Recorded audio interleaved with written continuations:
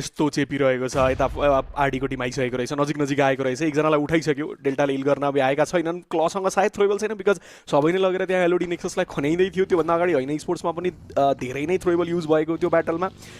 RD थोरै backup गर्नका लागि बाध्य बन्यो अब सर्कल फर्म भयो डिआरएस अझै अगाडिपट्टि जानुपर्ने हुन्छ फरेस्टको टप हिल एरिया कन्ट्रोलमा लिनुपर्ने हुन्छ बट राइट साइडमा अब आरडी क्लियर गर्नैपर्छ उनीहरूले यो पनि बुझेको छ वाइट इन्फर्मेसनको लागि थोरै गाडी गुमाउँदैछन् एलिमिनेसन 4 रहेको छ बट म्याच जित्नु इम्पोर्टेन्ट हो यहाँबाट एलिमिनेसन म्याटर गर्दैन यो स्टेजमा अनि स्पेसल्ली पोइन्ट्स टेबलको कन्टेक्स्टमा पनि हेर्ने हो भने जुन पोजिसनमा डिआरएस रहेको छ they just want to make sure कि म्याच आफ्नो साइडमा लिएर आउन सकिन्छ भनेर डेल्टा गाडी घुमाउनको लागि एटलिस्ट रिचको माथिसम्म कोही आइपुगेको छैन छ त सबै रिच पछाडि नै त्यो आइडिया छ डिआरएस भनेर भनिदिएका थिए त्यही भएर नेट बर्साइँदैछ रोयल ड्रागनलाई गाह्रो के छ भन्दा राइट साइडबाट बचेर खेल्नुपर्ने छ क्या डिआरएसलाई कसैले हान्दैन किन भन्दा यहाँ आउँछ अनि तल जान्छ यहाँ आउँछ तल जान्छ होइन सो हान्नु मिल्दैन कसैले बट रोयल ड्रागन राइट साइडबाट बचेर खेल्नुपर्छ राइट साइडमा उनीहरू गएर चाह्यो भने पनि खेल्न मिल्दैन बट यो दुईवटा टिमहरू नलडिकन सायद कहानी अगाडि बढ्दैन कि जस्तो पनि लाग्छ नेड गएको थियो मास्टर जडीलाई फाइनली नक निकालिएको छ सर्कलको क्लोजिङ सुरु भइसक्यो डिआरएसले सोच्ने छ यही हो मौका प्रेसिन गर्ने भनेर अलरेडी देख्न सक्नुहुन्छ दुई तीनटा प्लेयरको पोजिसनिङ क्या नेड आयो अर्को प्लेयर डाउन नक भएको एलिमिनेसन सेक्योर त्यहाँ DRS versus Royal Dragon like forever जुन कहानी हुन्थ्यो त्यो फेरि अझै एकचोटि यहाँ अगाडि बढ्दैछ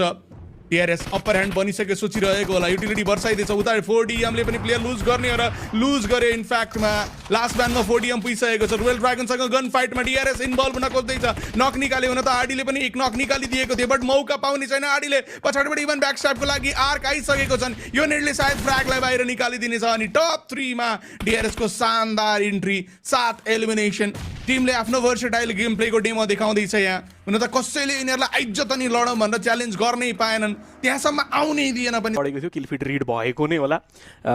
किलेफमा लडेको 4DM र मिस्टिक भनेर मिस्टिकको साइड क्लियर गर्न सकियो भने एक साइडको पुरै कन्ट्रोल हामीसँग हुन्छ त्यो उनीहरूले बुझेको छ बाँकी आरजी कमिट गरेर अगाडि आइसकेको छैन 5 एलिमिनेसन उनीहरूको लागि रहेको छ आरडीको एगेन्स्टमा के एलिमिनेसन उठायो उनीहरूले मिस्टिक पिन डाउन भएको देख्दैछु बिकज एक साइडबाट आरजीले देख्ने एक साइडबाट डिआरएसले अलरेडी त्यो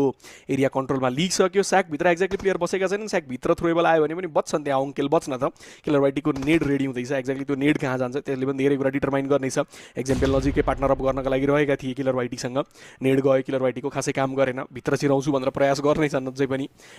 स्याकको भित्र नो बाहिरपट्टि छन् भन्ने आइडिया भयो ग्यान्टेले एङ्गल बनाएछन् त्यहाँ अङ्केलको एगेन्स्टमा नक अनि इन्स्ट्यान्ट फिनिस गर्छन् ग्यान्टेले कहाँबाट देखेर एङ्गल बनाए ग्यान्टेले मलाई लाग्दै थियो कतै आरजीले पो देखेको हो कि भनेर अब त हामी स्टेज 9 मा आइसक्यौँ कोल्याब सर्कल हेरौँ र डिआरएस कस्तो मिठो खेलिरहेको छ एक साइड पुरै क्लियर गर्दै अलमोस्ट अब त सेन्टर एरियामा अरू टिमलाई आउनको लागि